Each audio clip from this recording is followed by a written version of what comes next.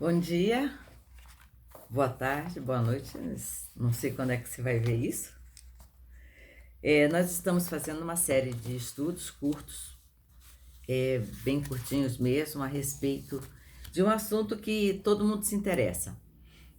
E é guerra espiritual, essa coisa da intercessão, libertar, né, as pessoas dos laços do maligno e etc e tal. O grande livro da Bíblia para a guerra espiritual é Efésios, principalmente no texto que está em Efésios 6, de 10 a 12, que diz que a gente deve se revestir da armadura de Deus para podermos ficar firmes contra esses lados do diabo, porque a nossa luta não é contra a carne e sangue, contra os principados, potestades, dominadores, forças espirituais do mal nas regiões celestes e tal. E isso aí é poderoso, né? Poxa, a minha luta é contra carne e sangue e tal. Só que eu quero te levar a pensar nesse texto depois de refletirmos sobre o que vem antes. Ontem nós falamos sobre Efésios 1 e hoje nós vamos falar sobre Efésios 2, que nos diz algumas coisas importantes. Entenda, esse estudo não quer fechar nada. Eu quero mesmo é que você tenha um bando de perguntas e que você vá ler na Bíblia o capítulo e que você estude e Deus traga revelações para você.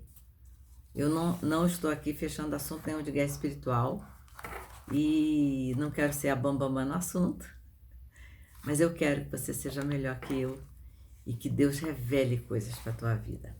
Então, o começo de Efésios 2 nos diz que Ele nos deu vida, estando nós mortos nos nossos delitos e pecados. Que maravilha! A pessoa com quem você vai trabalhar, por quem você vai interceder, que você vai fazer o processo de libertação da opressão demoníaca, ela está presa em delitos e pecados como nós estávamos.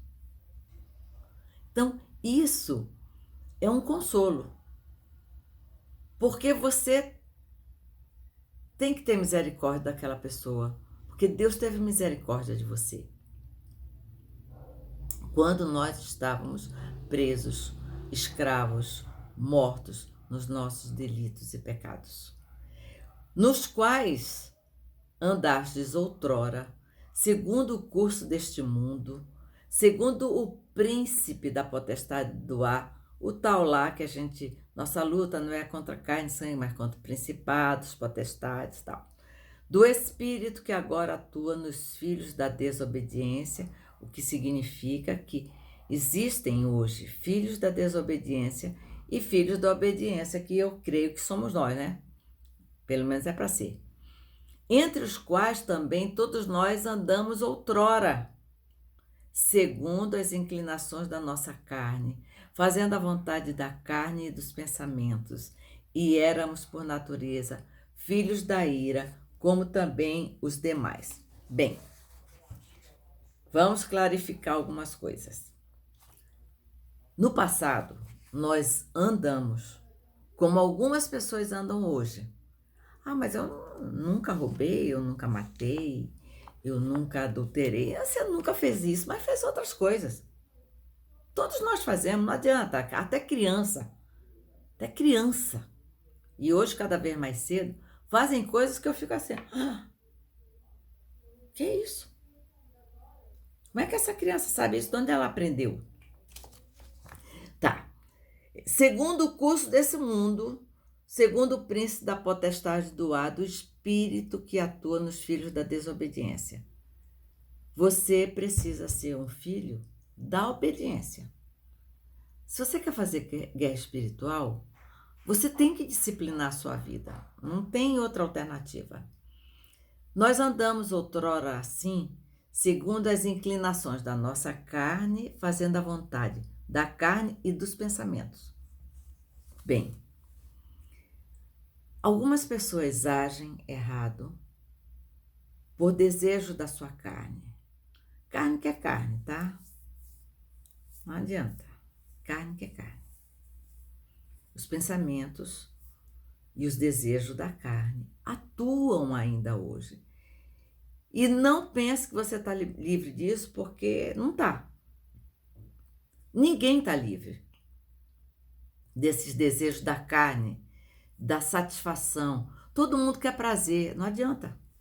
Todo mundo quer prazer. Prazer é uma coisa muito boa, né? Prazer, olha, por que a gente come tanto chocolate? Por que tem gente que fuma?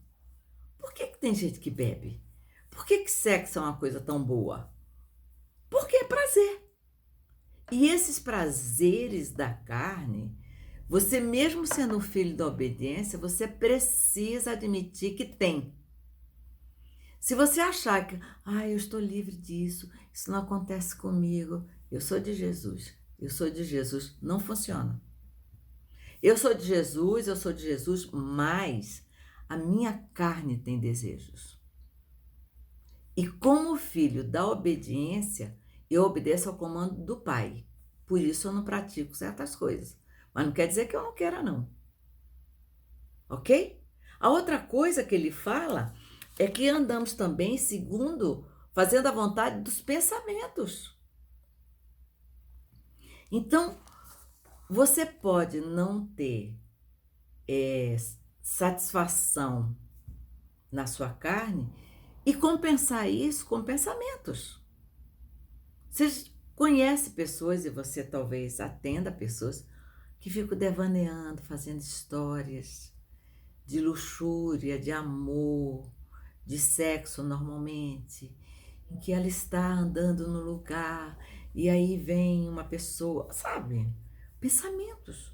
Ou pensamentos malignos de fazer maldade, ou pensamentos de ódio, de vingança, e a pessoa fica se alimentando dessas coisas. Isso é pecado também. Isso também escraviza. Então nós como guerreiros, nós como obreiros, nós como pessoas que têm esse chamado para ajudar e libertar outros, precisamos cuidar dos nossos pensamentos. E éramos, por natureza, filhos da ira, como os demais. Então, entenda que se hoje você não é, você já foi.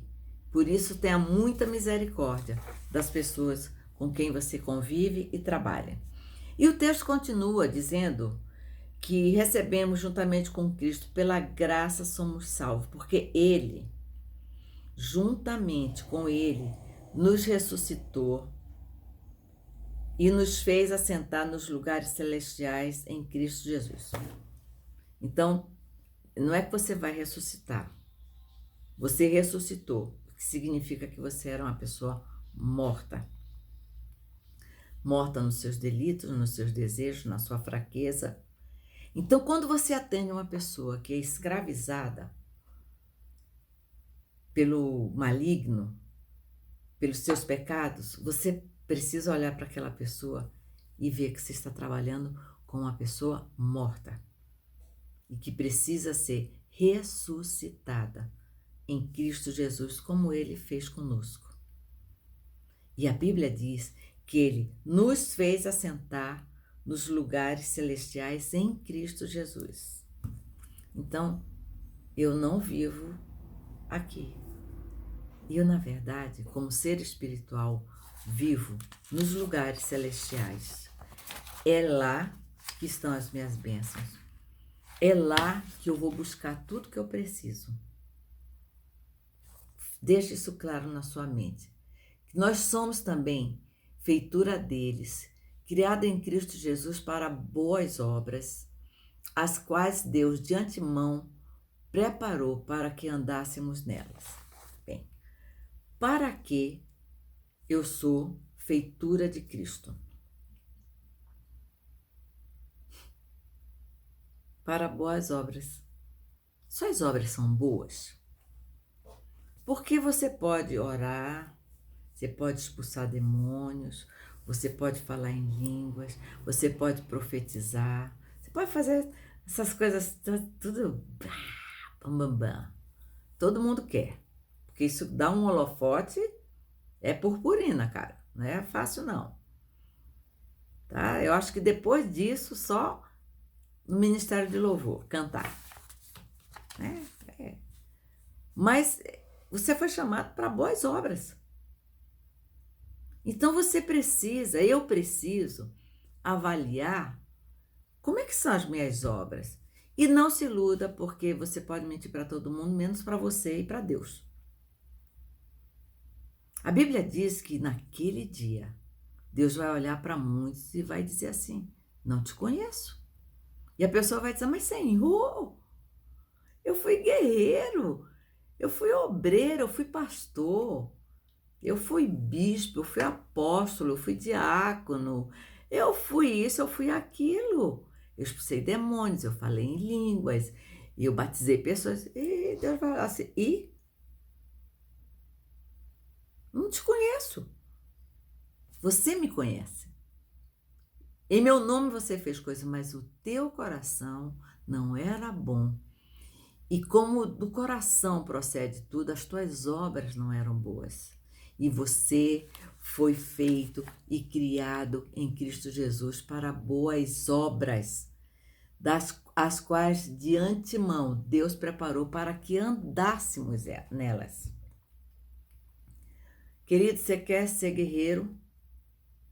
Você precisa andar, praticar nas boas obras. É uma avaliação pessoal, é uma mudança de rota, é uma mudança de caminho. Portanto, lembrai-vos de que, outrora, estáveis sem Cristo, separados da comunidade de Israel e estranhos às alianças da promessa, não tendo esperança e sem Deus no mundo. Por quê? As promessas não foram para mim e para você, foi para o povo de Israel. Nós andávamos distantes, andávamos longe, mas em Cristo nós fomos ajuntados.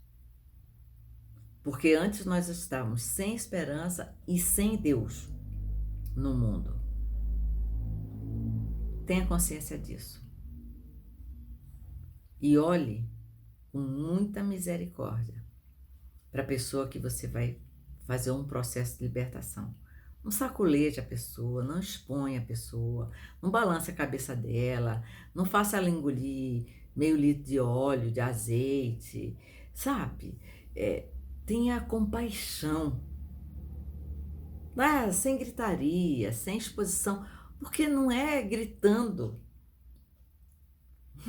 que os demônios saem. É com autoridade, é uma autoridade que pode ser dita bem baixinho. Saia agora, em nome de Jesus Cristo. E é em nome de Jesus Cristo, porque é por ele ser o Cristo que os demônios o obedecem. Não é por ele ser Jesus. Porque Jesus, inclusive, eu tenho 2 amigos que se chamam Jesus. Então, quando você mandar sair, mande sair em nome de Jesus Cristo. É o Cristo que faz.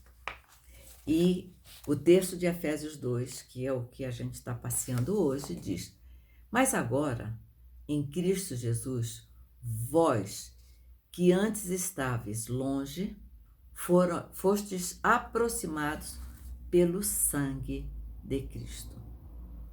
Eu sei que na hora que Jesus derramou o sangue dele na cruz, ele derramou por mim.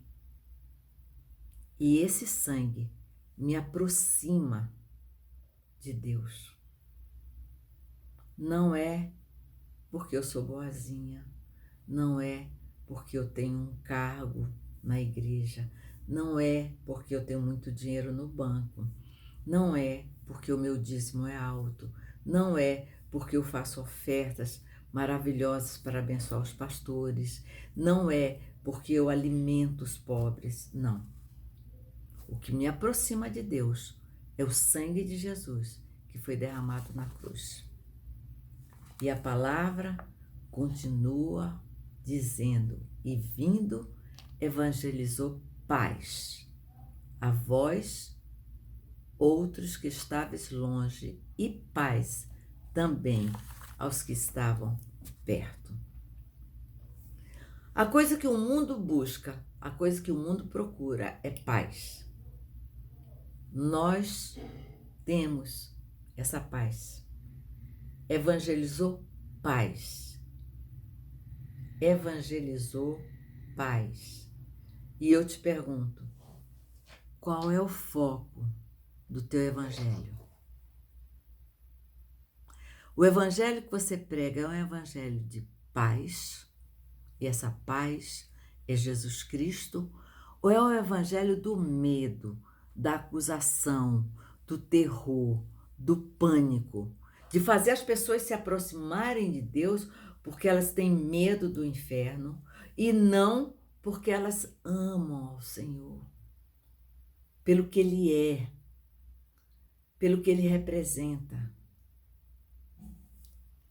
É um evangelho que vende coisas ou é um evangelho de paz? Uma paz que você recebeu gratuitamente, porque o sangue derramado não foi seu, nem meu. Eu recebi de graça. Essa paz é para mim e é para os que estão longe.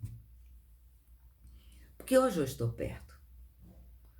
Olhe para as pessoas e veja que aquela pessoa precisa de paz. Você tem a paz. Leve a paz para essa pessoa. Leve a paz. Deus vai usar sua boca, seu olhar, as suas mãos para levar a paz ao mundo carente de paz. E Efésios 2 ainda nos diz: assim, já não sois estrangeiros e peregrinos, mas concidadãos dos santos e sois da família de Deus. Não sou estrangeira, não sou peregrina. Eu estou aqui na terra, não sou daqui, né? Meu lar é no céu. E eu sou concidadã dos santos. Somos uma família. Agora, a família, queridos, é de Deus. O rebanho é do Senhor. O dono da igreja é o Senhor. Quando eu prego, evangelizo, paz, eu levo as pessoas a Cristo. E eu gostaria muito que essas pessoas estivessem conosco na igreja presencial, nesse salão, nesse templo, nesse local que a gente chama igreja. Mas, às vezes, e muitas vezes, essa pessoa vai para outra, vai frequentar outro lugar. E eu não posso olhar para essa pessoa como se eu fosse dona dela, porque eu não sou. Eu não morri por ela na cruz. Eu não derramei o meu sangue por ela. Eu não ressuscitei e subi aos céus e voltarei para buscá-la. Quem fará isso é Jesus Cristo. Então eu preciso ter a consciência que aquela pessoa passa a fazer parte da família de Deus e Deus a colocará aonde quiser. Não seja algoz. Não seja o cabresto das pessoas que você ganha para Cristo. Amém? Efésios 2 acaba por aqui, nesse estudo. Eu espero que você leia e que Deus te dê mais revelações. Eu tenho muitas coisas aqui, mas eu só escolhi algumas, porque eu não quero fazer vídeos muito longos. Que Deus te abençoe, te guarde. Amo você. Até a próxima.